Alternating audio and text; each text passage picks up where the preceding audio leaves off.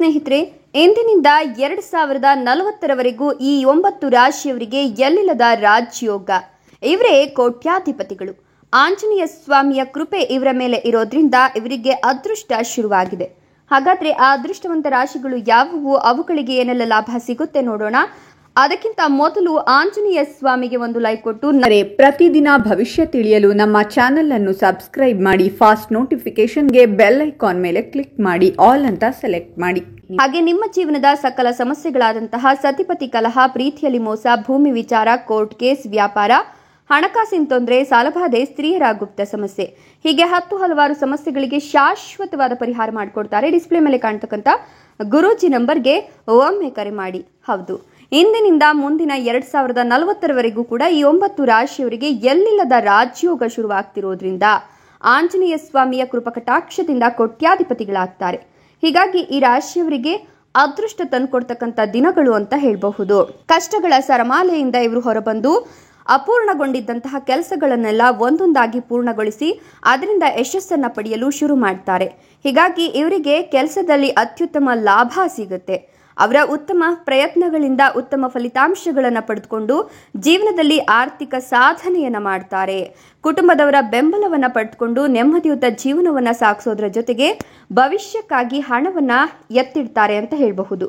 ಈ ಅವಧಿಯಲ್ಲಿ ಹೆಚ್ಚಿನ ಅನುಕೂಲಗಳನ್ನ ಪಡೆಯೋದ್ರ ಜೊತೆಗೆ ಸರ್ಕಾರಿ ಕೆಲಸಗಳನ್ನ ಮಾಡ್ತಿರತಕ್ಕಂಥವರಿಗೆ ಹಿರಿಯ ಅಧಿಕಾರಿಗಳಿಂದ ಮೆಚ್ಚುಗೆ ಸೂಚನೆಯಾಗತ್ತೆ. ಜೊತೆಗೆ ಅವರ ಜೊತೆ ಉತ್ತಮ ಸಂಬಂಧವನ್ನ ಹೊಂದೋದ್ರಿಂದ ಮುಂಬರುವ ದಿನಗಳಲ್ಲಿ ಅಂದ್ರೆ ಭವಿಷ್ಯದಲ್ಲಿ ಇದು ನಿಮಗೆ ಒಳ್ಳೆಯ ಆರ್ಥಿಕ ಸೌಲಭ್ಯವನ್ನ ಉಂಟು ಮಾಡುವಂತೆ ಮಾಡುತ್ತೆ. ಹೀಗಾಗಿ ನಿಮ್ಮ ಆದಾಯ ಹೆಚ್ಚಳಕ್ಕಾಗಿ ಈಗಿನಿಂದಲೇ ಒಳ್ಳೊಳ್ಳೆ ಅವಕಾಶಗಳು ತೆರೆದುಕೊಳ್ತಿದೆ ಅಂತ ಹೇಳಬಹುದು.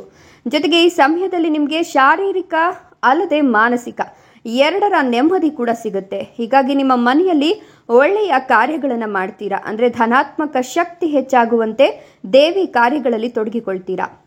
ಇನ್ನು ವಾದ ವಿವಾದಗಳಿಂದ ನೀವು ಮುಕ್ತಿಯನ್ನ ಪಡೆದುಕೊಳ್ತೀರಾ. ಹೀಗಾಗಿ ನಿಮ್ಮನ್ನ ಅದೃಷ್ಟವಂತರು ಅಂತ ಕರಿಬಹುದು. ವಾದ ವಿವಾದಗಳಿಂದ ಮುಕ್ತಿಯನ್ನ ಪಡೆದುಕೊಳ್ಳೋದ್ರಿಂದ ನಿಮಗೆ ಯಾವುದೇ ರೀತಿಯ ಮಾನಸಿಕ ಕಿರಿಕಿರಿ ಅನ್ನೋದು ಉಂಟಾಗೋದಿಲ್ಲ. ನೆಮ್ಮದಿಯುತವಾಗಿ ಜೀವನವನ್ನ ಸಾಗಿಸ್ತೀರಾ. ಧನ ಸಂಪತ್ತು ಹೆಚ್ಚಾಗೋದ್ರೊಂದಿಗೆ ಸಮೃದ್ಧಿಯನ್ನ ಸಹ ಪಡಿತೀರಾ. ಹಳೆಯ ಎಲ್ಲ ವಿವಾದಗಳನ್ನ ಹಂತ ಹಂತವಾಗಿ ನಿವಾರಿಸ್ಕೊಳ್ತೀರಾ. ನಿಮ್ಮ ಪಿತೃ ಸಂಪತ್ತು ನಿಮ್ಮ ಪರವಾಗಿ ಹೋಗುತ್ತೆ.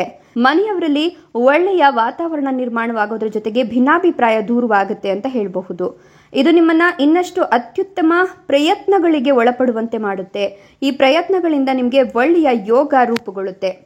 ಮುಖ್ಯವಾಗಿ ಇಷ್ಟೆಲ್ಲ ಒಂದು ಪ್ರಯೋಜನಗಳನ್ನ ಜೊತೆಗೆ ವಿಶೇಷವಾಗಿ ಎಲ್ಲ ಕ್ಷೇತ್ರಗಳಲ್ಲೂ ಯಶಸ್ಸನ್ನ ಪಡೆದು ಧನ ಸಂಪತ್ತು ಸಮೃದ್ಧಿ ಆಯುಷು ಎಲ್ಲವನ್ನ ಪಡೆದುಕೊಳ್ತಿರ್ತಕ್ಕಂಥ ಆ ಅದೃಷ್ಟವಂತ ರಾಶಿಗಳು ಯಾವುವು ಅಂತ ನೋಡೋದಾದ್ರೆ, ಮೊದಲಿಗೆ ಧನುರ್ ರಾಶಿ, ವೃಶ್ಚಿಕ ರಾಶಿ, ಕನ್ಯಾ ರಾಶಿ, ತುಲಾ ರಾಶಿ, ಮೇಷ ರಾಶಿ, ಕುಂಭ ರಾಶಿ, ಸಿಂಹ ರಾಶಿ, ಕರ್ಕಟಕ ರಾಶಿ, ಕೊನೆಯದಾಗಿ ತುಲಾ ರಾಶಿ. ಇವುಗಳಲ್ಲಿ ನಿಮ್ಮ ರಾಶಿ ಇದ್ದರೂ ಇಲ್ಲದಿದ್ದರೂ ಜೈ ಆಂಜನೇಯ ಅಂತ ಕಮೆಂಟ್ ಮಾಡಿ. ಧನ್ಯವಾದಗಳು.